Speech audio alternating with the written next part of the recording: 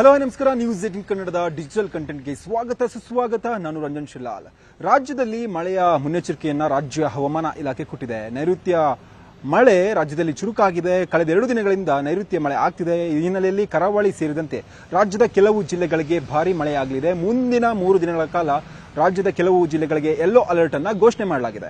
ಹಾಗಾದ್ರೆ ರಾಜ್ಯ ಹವಾಮಾನ ಇಲಾಖೆ ಜೊತೆಗೆ ಭಾರತೀಯ ಹವಾಮಾನ ಇಲಾಖೆ ಕೊಟ್ಟಿರುವಂತಹ ಮಳೆಯ ಅಲರ್ಟ್ ಏನು, ಯಾವ ಜಿಲ್ಲೆಗಳಿಗೆ ಯೆಲ್ಲೋ ಅಲರ್ಟ್ ಅನ್ನ ಘೋಷಣೆ ಮಾಡಲಾಗಿದೆ, ಜೊತೆಗೆ ಬೆಂಗಳೂರಿನ ಮುಂದಿನ 24 ಜೊತೆಗೆ 48 ಗಂಟೆಗಳ ಹವಾಮಾನದ ಪರಿಸ್ಥಿತಿಯ ಬಗ್ಗೆ ಈ ವಿಡಿಯೋದಲ್ಲಿ ನಾನು ನಿಮಗೆ ಡೀಟೇಲ್ ಆಗಿ ಮಾಹಿತಿಯನ್ನು ಕೊಡ್ತಾ ಹೋಗ್ತೀನಿ. ನೈಋತ್ಯ ಮುಂಗಾರು ಮತ್ತೆ ಕಳೆದ 2 ದಿನಗಳಿಂದ ಚೇತರಿಕೆಯಾಗಿದ್ದು ಕರಾವಳಿಯಲ್ಲಿ ವ್ಯಾಪಕವಾಗಿ ಉಳಿದಂತೆ ರಾಜ್ಯದ ಒಳನಾಡಿನಲ್ಲಿ ಚದುರಿದಂತೆ ಹಗುರಣದಿಂದ ಸಾಧಾರಣ ಮಳೆಯಾಗುವಂತಹ ಸಂಭವವಿದೆ ಅಂತೇಳಿ ಹವಾಮಾನ ಇಲಾಖೆ ಮುನ್ಸೂಚನೆಯನ್ನು ಕೊಟ್ಟಿದೆ.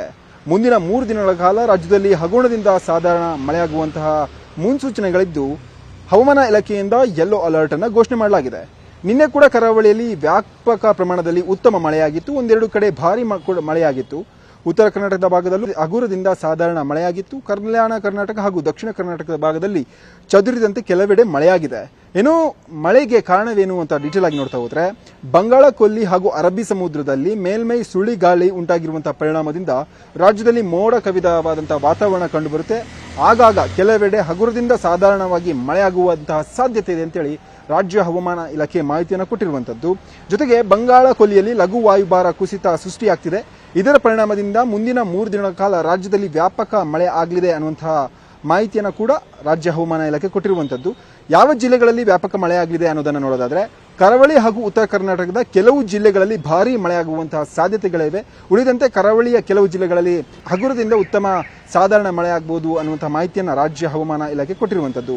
ಇನ್ನು ಮುಂದಿನ 24 ಗಂಟೆಗಳ ಕಾಲ ಬೆಂಗಳೂರಿನ ಹವಾಮಾನದ ಸ್ಥಿತಿಗತಿಯ ಬಗ್ಗೆ ನೋಡ್ತಾ ಬಂದ್ರೆ, ಇವತ್ತು ಅಂದ್ರೆ ಇಂದಿನ ದಿನ ಸೆಪ್ಟೆಂಬರ್ 23ನೇ ತಾರೀಕು ಬೆಂಗಳೂರಿನ ಕೆಲವು ಭಾಗಗಳಲ್ಲಿ ಮಳೆಯಾಗಿದೆ. ಯಶವಂತಪುರ, ಗೊರಗುಂಟೆಪಾಳ್ಯ, ರಾಜಾಜಿನಗರ, ಮಹಾಲಕ್ಷ್ಮಿ ಲೇಔಟ್, ನಂದಿ ಲೇಔಟ್ ಈ ಭಾಗದಲ್ಲಿ ಹಗುರದಿಂದ ಸಾಧಾರಣ ಮಳೆಯಾಗಿರುವಂತದ್ದು. ಬೆಂಗಳೂರಿನ ಭಾಗಶಃ ಬೆಂಗಳೂರಿನ ಸುತ್ತಮುತ್ತ ಕೂಡ ಮೋಡ ಕವಿದಂತಹ ವಾತಾವರಣ ಕೂಡ ಇರಲಿದೆ ಅನ್ನುವಂತಹ ಮಾಹಿತಿಯನ್ನು ರಾಜ್ಯ ಹವಾಮಾನ ಇಲಾಖೆ ಕೊಟ್ಟಿರುವಂತದ್ದು. ಸೊ ಮುಂದಿನ 7 ದಿನಗಳ ಕಾಲ ಕರ್ನಾಟಕಕ್ಕೆ ರಾಜ್ಯ ಹವಾಮಾನ ಇಲಾಖೆ ಕೊಟ್ಟಿರುವಂತಹ ಎಚ್ಚರಿಕೆಗಳಿಗೂ ಮುನ್ಸೂಚನೆ ಕ್ರಮಗಳ ಬಗ್ಗೆ ನಾನು ವಿವರಣೆ ಕೊಡ್ತಾ ಹೋಗ್ತೀನಿ. ಯಾವ ಜಿಲ್ಲೆಗಳಲ್ಲಿ ಹೆಚ್ಚು ಮಳೆ ಆಗಲಿದೆ, ಯಾವ ಜಿಲ್ಲೆಗಳಲ್ಲಿ ಕಡಿಮೆ ಮಳೆ ಆಗಲಿದೆ, ಏನೆಲ್ಲ ಮುನ್ನೆಚ್ಚರಿಕೆ ಕ್ರಮಗಳನ್ನು ರಾಜ್ಯ ಹವಾಮಾನ ಇಲಾಖೆ ಕೊಟ್ಟಿದೆ ಅನ್ನೋದ್ರ ಬಗ್ಗೆ ಡೀಟೇಲ್ ಆಗಿ ಹೇಳ್ತಾ ಹೋಗ್ತೀನಿ. ನಾಳೆಯಿಂದ ಉತ್ತರ ಕನ್ನಡ ಜಿಲ್ಲೆಯ ಕೆಲವು ಕಡೆ ಭಾರಿ ಮಳೆಯಾಗಲಿದೆ. ಅತಿ ಭಾರಿ ಮತ್ತೆ ಒಂದೆರಡು ಕಡೆ ಸಾಧಾರಣ ಮಳೆಯಾಗುವಂತಹ ಚಾನ್ಸಸ್ ಇರುವಂತದ್ದು. ಉಡುಪಿ, ದಕ್ಷಿಣ ಕನ್ನಡ ಜಿಲ್ಲೆಯ ಕೆಲವು ಸ್ಥಳಗಳಲ್ಲಿ ಭಾರಿಯಿಂದ ಅತಿ ಭಾರಿ ಮಳೆಯಾಗುವಂತಹ ಸಂಭವವಿದೆ. ಬೆಳಗಾವಿ, ಬೀದರ್, ಕಲಬುರಗಿ, ಯಾದಗಿರಿ ಜಿಲ್ಲೆಯ ಒಂದೆರಡು ಸ್ಥಳಗಳಲ್ಲಿ ಭಾರಿ ಮಳೆಯಾಗಲಿದೆ ಅನ್ನುವಂತಹ ಮಾಹಿತಿಯನ್ನ ರಾಜ್ಯ ಹವಾಮಾನ ಇಲಾಖೆ ಕೊಟ್ಟಿರುವಂತದ್ದು. ಜೊತೆಗೆ ಮಳೆಯ ಜೊತೆಗೆ ನಿರಂತರ ಗಾಳಿಯ ವೇಗ 40ರಿಂದ 50 ಕಿಲೋಮೀಟರ್ ಪರ್ ಅವರ್ ಬೀಸುವಂತಹ ಸಾಧ್ಯತೆ ಇದೆ. ರಾಯಚೂರು, ವಿಜಯಪುರ, ಧಾರವಾಡ, ಗದಗ, ಹಾವೇರಿ ಜಿಲ್ಲೆಯ ಒಂದೆರಡು ಸ್ಥಳಗಳಲ್ಲಿ ಭಾರಿ ಮಳೆಯಾಗಲಿದೆ. ಈ ಜಿಲ್ಲೆಗಳಲ್ಲೂ ಕೂಡ ಗಾಳಿಯ ವೇಗ ನಿರಂತರವಾಗಿ 40ರಿಂದ 50 ಕಿಲೋಮೀಟರ್ ಪರ್ ಅವರ್ಗೆ ಬೀಸುತ್ತೆ ಅನ್ನುವಂತಹ ಮಾಹಿತಿಯನ್ನು ಕೂಡ ಕೊಟ್ಟಿರುವಂತದ್ದು. ಇನ್ನು ಮಲೆನಾಡು ಜಿಲ್ಲೆಗಳಾದಂತಹ ಚಿಕ್ಕಮಗಳೂರು, ಶಿವಮೊಗ್ಗ, ತುಮಕೂರು, ಬೆಂಗಳೂರು ಗ್ರಾಮಾಂತರ ಹಾಗೂ ಚಿಕ್ಕಬಳ್ಳಾಪುರ ಜಿಲ್ಲೆಯ ಒಂದೆರಡು ಸ್ಥಳಗಳಲ್ಲಿ ಭಾರಿ ಮಳೆ ಸಂಭವಿಸುವಂತಹ ಸಾಧ್ಯತೆ ಇದೆ. ಉತ್ತರ ಒಳನಾಡಿನ ಉಳಿದ ಬಹುತೇಕ ಜಿಲ್ಲೆಗಳಲ್ಲಿ ಹಗುರದಿಂದ ಸಾಧಾರಣ ಮಳೆಯಾಗುವಂತಹ ಸಾಧ್ಯತೆ ಇದೆ.